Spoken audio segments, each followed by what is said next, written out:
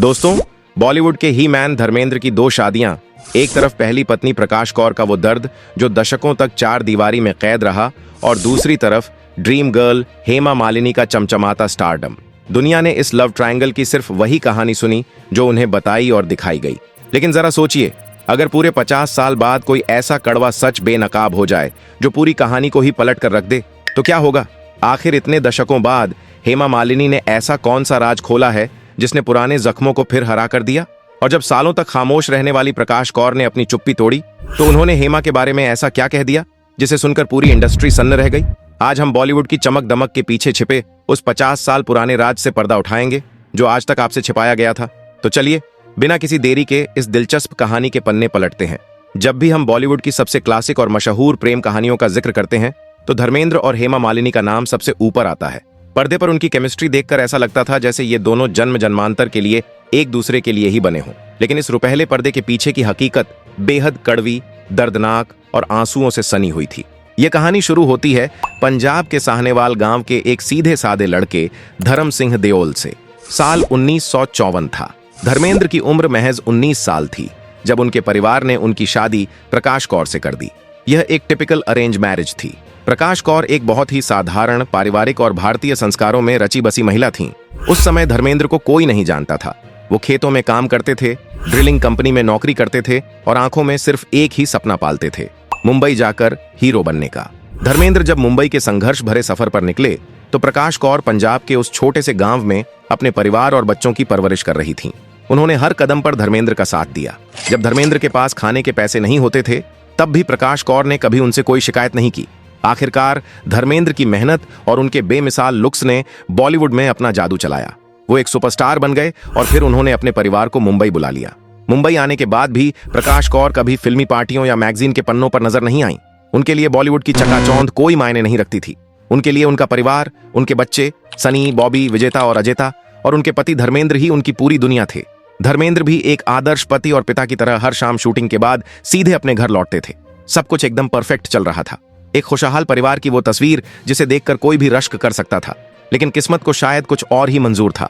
बॉलीवुड में 1970 का दशक एक ऐसा दौर था जब रोमांस हवाओं में तैरता था, और इसी दौर में फिल्म तुम हसीन मैं जवां 1970 के सेट पर धर्मेंद्र की मुलाकात उस दौर की सबसे खूबसूरत अदाकारा हेमा मालिनी से हुई। हेमा को देखते ही धर्मेंद्र अपना दिल हार बैठे। वो पहली नजर का ऐसा प्यार था जिसने धर्मेंद्र को पूरी तरह से अंधा कर दिया। वो भूल गए कि घर पर उनकी एक वफादार पत्नी और 4 छोटे बच्चे उनका इंतजार कर रहे हैं। हेमा मालिनी उस समय बॉलीवुड की निर्विवाद ड्रीम गर्ल थीं। वो एक बेहद सख्त दक्षिण भारतीय परिवार से ताल्लुक रखती थीं। उनकी मां जया चक्रवर्ती उनकी जिंदगी का हर फैसला लेती थीं। हेमा क्या पहनेंगी, किस फिल्म में काम करेंगी और किससे मिलेंगी, ये सब उनकी मां तय करती थीं। शुरुआत में हेमा ने धर्मेंद्र को कोई भाव नहीं दिया। इसकी 2 वजहें थीं। पहला, हेमा की मां का कड़ा अनुशासन, और दूसरा, हेमा को अच्छे से पता था कि धर्मेंद्र न सिर्फ शादीशुदा हैं बल्कि 4 बच्चों के पिता भी हैं। उस दौर में हेमा मालिनी के दीवानों की कोई कमी नहीं थी। संजीव कुमार जैसे दिग्गज अभिनेता हेमा से शादी करना चाहते थे। यहां तक कि संजीव कुमार ने तो अपने माता पिता को हेमा के घर रिश्ता लेकर भी भेजा था। लेकिन हेमा की मां ने यह कहकर इनकार कर दिया कि उनकी बेटी अभी शादी के लिए तैयार नहीं है। लेकिन धर्मेंद्र का प्यार संजीव कुमार या किसी और के प्यार से बिल्कुल अलग था। यह एक जुनूनी और पागलपन की हद तक गुजर जाने वाला प्यार था। धर्मेंद्र ने हेमा का दिल जीतने के लिए हर वो मुमकिन कोशिश की जो एक आशिक कर सकता है।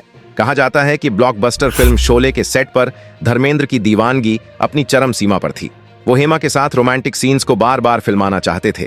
इसके लिए वो कैमरामैन और लाइट बॉय को 100 रुपए की रिश्वत देते थे ताकि वो जानबूझकर सीन में कोई गलती करें, डायरेक्टर कट बोले और धर्मेंद्र को हेमा को बार बार गले लगाने या उनके पास बैठने का मौका मिले। धर्मेंद्र की इस मासूमियत और बेपनाह दीवानगी ने धीरे धीरे हेमा के दिल की सख्त दीवारों को पिघला दिया। हेमा भी धर्मेंद्र के प्यार में गिरफ्तार हो गई। लेकिन इन 2 चमकते सितारों के प्यार के बीच वो एक महिला खामोशी से पिस रही थी जिसका कोई कसूर नहीं था, प्रकाश कौर। धर्मेंद्र और हेमा मालिनी के अफेयर की खबरें अब सेट से निकलकर मैगजीन्स के पन्नों तक पहुंच चुकी थीं। जब ये बातें उड़ते उड़ते प्रकाश कौर के कानों तक पहुंची तो उनके पैरों तले जमीन खिसक गई। वो औरत जिसने अपने पति के संघर्ष के दिनों में भूखे रहकर उसका साथ दिया था, आज खुद को एक हारी हुई और अकेली लड़ाई के बीच खड़ा पा रही थी। लेकिन यह लड़ाई सिर्फ प्रकाश कौर नहीं लड़ रही थी।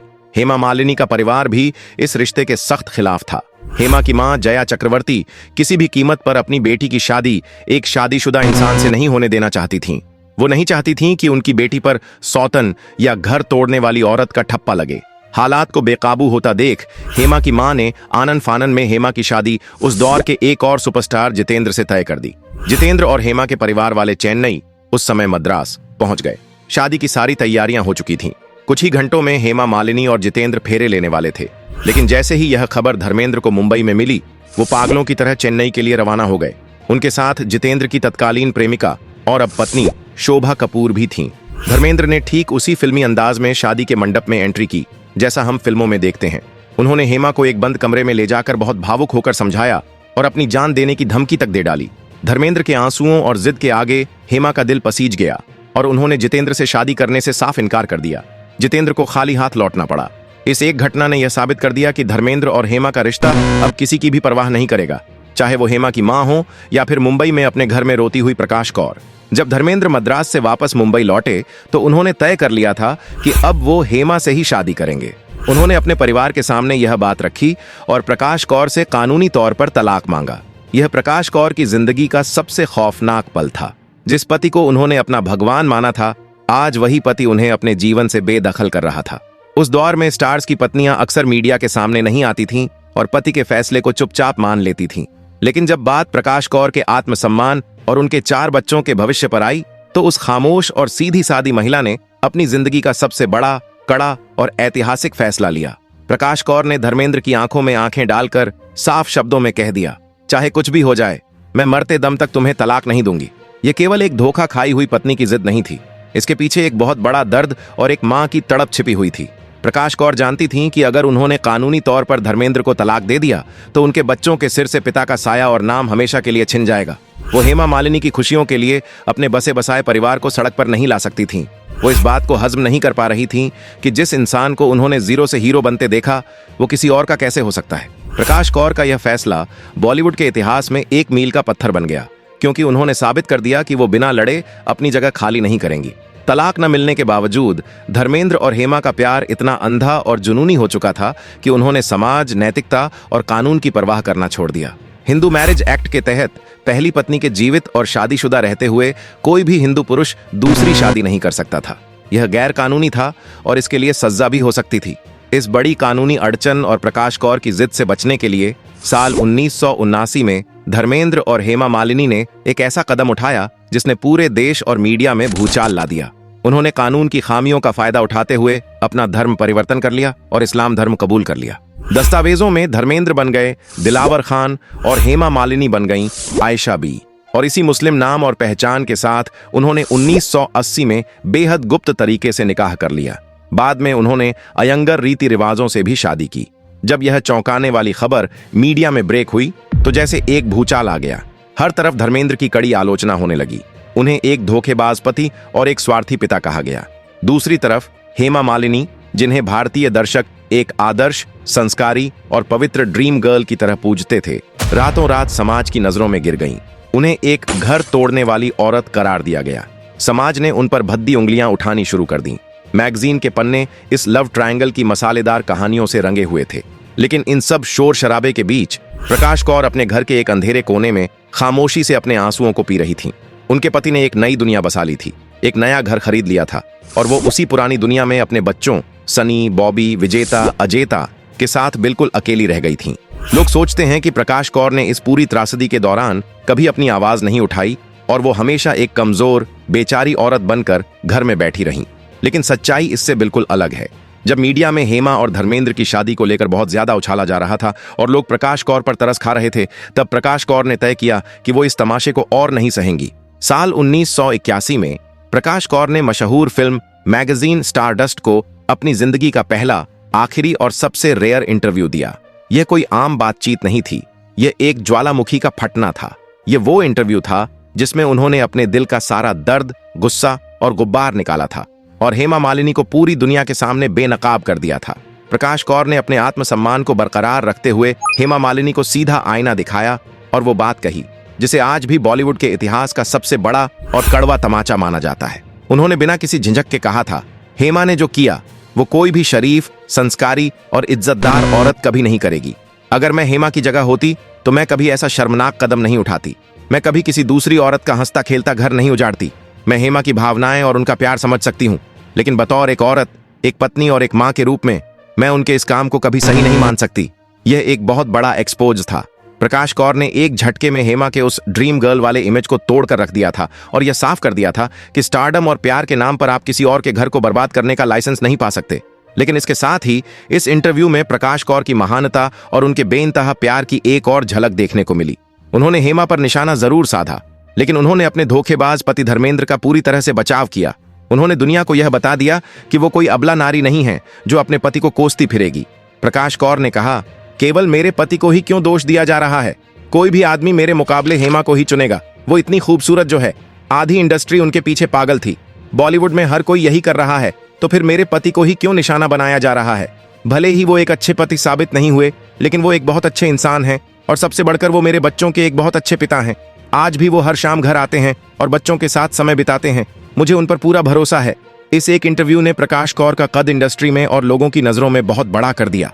उन्होंने अपनी गरिमा बनाए रखी, अपने पति को दुनिया की नजरों से बचाया, लेकिन साथ ही हेमा मालिनी को यह भी एहसास दिला दिया कि उनका यह नया सपनों का महल एक दूसरी औरत और उसके 4 बच्चों के आंसुओं की नींव पर खड़ा है। समय का पहिया आगे बढ़ा। धर्मेंद्र और हेमा ने अपनी एक अलग दुनिया बसा ली। उनके घर 2 बेटियों ईशा और अहाना देओल का जन्म हुआ। दुनिया को लगता था कि हेमा मालिनी ने जिंदगी की हर जंग जीत ली है। वो बॉलीवुड की बेताज रानी थीं, करोड़ों दिलों की धड़कन थीं और धर्मेंद्र जैसा सुपरस्टार उनके पास था। लेकिन क्या सच में ऐसा था? क्या सच में हेमा मालिनी खुश थीं? क्या एक दूसरी पत्नी बनने का वो दर्द और समाज के ताने उन्हें अंदर ही अंदर नहीं खा रहे थे? हाल ही में लगभग 50 सालों की इस लंबी खामोशी और मानसिक जद्दोजहद के बाद हेमा मालिनी ने अपनी एक बायोग्राफी और कुछ साक्षात्कारों में ऐसे राज खोले जिसने पूरी इंडस्ट्री को सोचने पर मजबूर कर दिया। हेमा ने अपना दिल खोलते हुए वो सॉरी और वो कड़वा सच बयां किया जो वो आधी सदी से अपने सीने में दबाए बैठी थीं।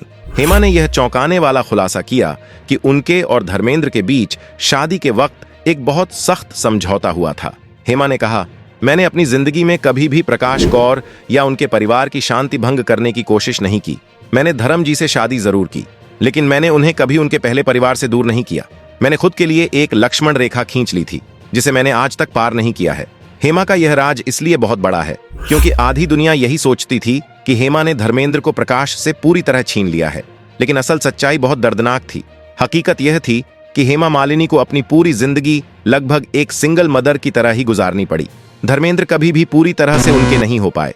जब ईशा और अहाना बड़ी हो रही थीं, तो धर्मेंद्र ज्यादातर समय अपने पहले परिवार और बच्चों सनी और बॉबी के साथ रहते थे। हेमा को बेटियों की पेरेंट टीचर मीटिंग्स से लेकर उनके बीमार पड़ने तक सब कुछ अकेले ही संभालना पड़ता था। धर्मेंद्र अक्सर रात को प्रकाश कौर के घर ही वापस चले जाते थे। हेमा ने बेहद भारी मन और आंसुओं के साथ कहा, कोई भी औरत ये नहीं चाहती कि वो ऐसा जीवन जिए जहां उसका पति हर रात उसके पास ना हो। हर औरत एक नॉर्मल परिवार चाहती है जहां पति उसके साथ रहे, बच्चों को साथ बड़ा करे। लेकिन मेरे हिस्से में यही आया। मैंने बिना किसी शिकायत के इसे स्वीकार कर लिया क्योंकि मैं धर्म जी से बेइंतहा प्यार करती थी। मैंने इस समझौते को अपनी नियति मान लिया था। यह हेमा का वो छिपा हुआ दर्द था जिसने साबित किया कि प्यार के इस खतरनाक खेल में जीत किसी की नहीं हुई थी। इस पूरी कहानी में सबसे ज्यादा असर अगर किसी पर पड़ा था तो वो थे धर्मेंद्र और प्रकाश कौर के बच्चे, खासकर सनी और बॉबी देओल। बच्चों के लिए उनके पिता एक हीरो होते हैं, लेकिन जब वही पिता उनकी मां को धोखा दे तो बच्चों के दिल पर जो गुजरती है उसे शब्दों में बयान नहीं किया जा सकता। जब धर्मेंद्र ने दूसरी शादी की तब सनी देओल जवान हो रहे थे और फिल्मों में आने की तैयारी कर रहे थे। वो अपनी मां के आंसुओं, उनकी रातों की नींद उड़ने और समाज के तानों को करीब से देख रहे थे। इंडस्ट्री में उस समय यह अफवाह बहुत तेजी से फैली थी कि सनी देओल इतने गुस्से में थे कि वो एक दिन चाकू लेकर हेमा मालिनी को मारने के लिए उनके घर की तरफ निकल पड़े थे। हालांकि इस बात में कितनी सच्चाई है ये कोई नहीं जानता। प्रकाश कौर ने बाद में इस अफवाह को पूरी तरह से गलत बताया था और कड़े शब्दों में कहा था, मेरे बच्चों की परवरिश ऐसी नहीं है कि वो इस तरह का कोई हिंसक कदम उठाएं। वो अपनी मां का दर्द समझते हैं, लेकिन वो अपने पिता की इज्जत भी करते हैं। मेरे बच्चों को मैंने अच्छे संस्कार दिए हैं, लेकिन यह सच है कि सनी और बॉबी के दिल में हेमा मालिनी के लिए एक गहरी और कभी न खत्म होने वाली कड़वाहट बैठ गई थी। उन्होंने कभी हेमा मालिनी को अपनी दूसरी मां का दर्जा नहीं दिया और न ही कभी भूल कर भी हेमा के घर में कदम रखा। दोनों परिवारों के बीच एक अदृश्य लेकिन पत्थर से भी मजबूत दीवार खड़ी हो गई थी। यह कड़वाहट सिर्फ घर तक सीमित नहीं थी, बल्कि इसका असर बच्चों के करियर और रिश्तों पर भी पड़ा। जब हेमा की बेटी ईशा देओल ने फिल्मों में आने का फैसला किया तो धर्मेंद्र इसके सख्त खिलाफ थे। वो नहीं चाहते थे कि उनकी बेटियां फिल्मों में आएं। दूसरी तरफ सनी देओल और बॉबी देओल ने भी अपनी सौतेली बहनों ईशा और अहाना से पूरी तरह से दूरी बनाए रखी। वो न तो उनके रक्षाबंधन पर जाते थे और न ही किसी पारिवारिक फंक्शन में शामिल होते थे। बरसों तक यह कड़वाहट और सन्नाटा बना रहा। हेमा मालिनी ने भी इस दीवार का सम्मान किया और कभी प्रकाश कौर के घर जाने की कोशिश नहीं की। पूरे 50 सालों के लंबे इतिहास में हेमा मालिनी ने केवल एक बार प्रकाश कौर के घर में कदम रखा था। यह तब की बात है जब धर्मेंद्र के भाई अजीत सिंह देओल बेहद बीमार थे और बिस्तर पर थे। हेमा उनसे आखिरी बार मिलना चाहती थीं। तब सनी देओल ने एक बड़े बेटे का फर्ज निभाते हुए खुद अपनी सौतेली मां हेमा मालिनी की मदद की थी। वो उन्हें मीडिया और लोगों की नजरों से बचाकर सुरक्षित घर के अंदर लेकर गए थे। यह उस 50 साल की गहरी दुश्मनी में बर्फ पिघलने का पहला और बहुत बड़ा इशारा था। इस पूरे लव ट्रायंगल में हमने प्रकाश कौर का दर्द देखा, उनके आंसू देखे। हमने हेमा मालिनी का त्याग और उनका कड़वा समझौता देखा। लेकिन उस आदमी का क्या जिसने अपनी एक जिद के लिए ये दो अलग अलग दुनिया बसाई। धर्मेंद्र को पूरी दुनिया स्क्रीन पर ही मैन कहती है। वो एक्शन करते हैं, लोगों को मारते हैं, लेकिन असल जिंदगी में वो भावनाओं के समंदर में डूबते उतराते एक बहुत ही कमजोर और भावुक इंसान साबित हुए। 2 परिवारों, 2 पत्नियों और 6 बच्चों को एक साथ लेकर चलने की इस असंभव कोशिश में धर्मेंद्र अंदर से बुरी तरह टूट गए और खोखले हो गए। उम्र के अपने आखिरी पड़ाव में धर्मेंद्र अक्सर अपनी मानसिक स्थिति और अपने दर्द को छुपा नहीं पाते थे। नवंबर 2025 में अपने गुजरने से पहले जब वे 89 साल के थे तो अक्सर सोशल मीडिया पर बहुत ही भावुक, उदास और पछतावे से भरे पोस्ट करते हुए नजर आते थे। कुछ समय पहले की बात है, सनी देओल के बेटे करण देओल की शादी थी। इस शादी में पूरा देओल परिवार शामिल हुआ, लेकिन हेमा मालिनी, ईशा देओल और अहाना देओल इस शादी में नहीं आईं। इस घटना के बाद धर्मेंद्र पूरी तरह से टूट गए थे। उन्होंने इंस्टाग्राम पर एक बेहद रुला देने वाला पोस्ट लिखा था। उन्होंने अपनी बेटियों ईशा, अहाना और उनके पतियों, दामादों के नाम एक खुला संदेश लिखा था। ईशा, अहाना, मेरे प्यारे बच्चों, मुझे माफ कर दो। मैं एक अच्छा पिता नहीं बन पाया। मैं तुम लोगों के लिए वो सब नहीं कर सका जो मुझे करना चाहिए था। मेरी उम्र हो गई है, मैं बीमार रहता हूँ और मेरे अंदर का ये दर्द और पछतावा अब मुझसे संभाला नहीं जाता। मैं तुम सबसे बहुत प्यार करता हूँ। धर्मेंद्र का यह दिल चीर देने वाला पोस्ट इस बात का सबसे बड़ा और जीता जागता सबूत था कि 2 नावों पर पैर रखने वाले इंसान को जिंदगी में कभी सुकून की मंजिल नहीं मिलती। उन्होंने अपनी पहली पत्नी प्रकाश कौर को धोखा देने का गिल्ट भी जिंदगी भर ढोया और दूसरी पत्नी हेमा और उनकी बेटियों को एक पूरा परिवार और पूरा समय न दे पाने का पछतावा भी उन्हें उनके अंतिम दिनों तक सताता रहा। वो अपने अंतिम समय तक इन 2 दुनिया के बीच ही झूलते रहे और उसी कशमकश के साथ उन्होंने इस दुनिया को अलविदा कह दिया। कहा जाता है कि समय हर गहरे से गहरे जख्म पर मरहम लगा देता है। आज जब हम इस पूरे 50 साल पुराने विवाद को देखते हैं तो हालात काफी बदल चुके हैं। वो आग जो 70 और 80 के दशक में धधक रही थी, वो अब राख में बदल चुकी है। आज प्रकाश कौर अपनी एक बेहद शांत, आध्यात्मिक और एकांत जिंदगी जी रही हैं। उन्हें किसी लाइमलाइट, किसी कैमरे या किसी इंटरव्यू की जरूरत नहीं है। उनके बेटे सनी और बॉबी आज भी उन्हें अपनी दुनिया मानते हैं और उन्हें पूजते हैं। बॉबी देओल ने हाल ही में अपने करियर की दूसरी पारी शुरू की है और पूरा परिवार उनके साथ खड़ा है। दूसरी तरफ हेमा मालिनी अपनी आध्यात्मिक जिंदगी, नृत्य और अपनी राजनीतिक जिम्मेदारियों, मथुरा से सांसद के रूप में बेहद व्यस्त हैं। दोनों परिवारों के बीच अब कोई खुली जंग या बयानबाजी नहीं है, एक मौन स्वीकृति है। फिल्म गदर 2 की रिलीज के वक्त एक ऐतिहासिक नजारा दिखा था। ईशा देओल की रखी स्पेशल स्क्रीनिंग में बरसों बाद सनी और बॉबी अपनी सौतेली बहनों के साथ हंसते गले मिलते नजर आए। कहा जाता है कि इन तस्वीरों को देखकर धर्मेंद्र फूट फूट कर रो पड़े थे। 50 साल की कड़वाहट पिघल रही थी। खुद हेमा मालिनी ने भी कबूल किया था कि अब उनके बीच कोई मनमुटाव नहीं है और जरूरत पड़ने पर सनी हमेशा एक बड़े बेटे की तरह उनके साथ खड़े होते हैं। इस 50 साल पुराने लव ट्रायंगल ने साबित कर दिया कि एक गलत फैसले की कीमत पीढ़ियों को चुकानी पड़ती है। प्रकाश कौर ने अपने खामोश त्याग से असली ताकत दिखाई। हेमा मालिनी उम्र भर दूसरी औरत के दर्द से जूझीं और दोनों को साधने की कोशिश में धर्मेंद्र अपने अंतिम दिनों तक पछतावे और मानसिक अशांति के साथ जिए। अब आप बताइए, क्या पहली पत्नी के होते हुए धर्मेंद्र का फैसला सही था? इस कहानी में सबसे ज्यादा दर्द किसने झेला? अपनी राय कमेंट्स में जरूर दें। अगर यह पड़ताल पसंद आई हो तो वीडियो को लाइक, शेयर और चैनल को सब्सक्राइब कर बेल आइकन जरूर दबाएं। मिलते हैं अगली वीडियो में। जय हिंद।